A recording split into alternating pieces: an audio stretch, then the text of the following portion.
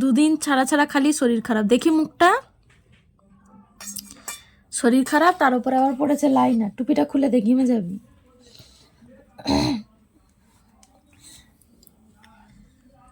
আর আজকে আমি বানিয়েছি পায়েস, এই যে পায়েস বানিয়েছি, কিন্তু ওর শরীর খারাপে ডাক্তার দেখাতে যাব বলে এইটা গুড়ের পায়েসে এটা সর পড়েছে উপরটা, আর এখানটা একটু ঘেঁটেছি, ওকে দিয়েছি, আমার শ্বশুর শাশুড়িকে একটু দিয়েছি।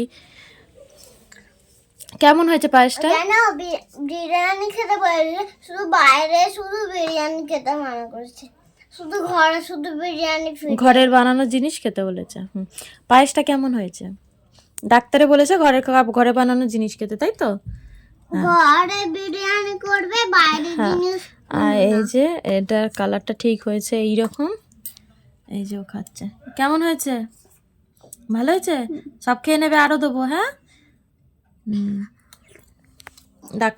ডাক্তারখানায় গেছিলাম, ওষুধ নিয়ে এসেছি। আজকে রাত্রে এটাই খেয়ে পেট ভরে ঘুমাবো। আর তুই ওইটাই খা আগে, তারপরে রুটি পুটি খাওয়ার চিন্তা করবি। বমি করছে, এই করছে, এই খাবো না, পেটে যন্ত্রণা, গা গোলাচ্ছে, খালি এই হচ্ছে।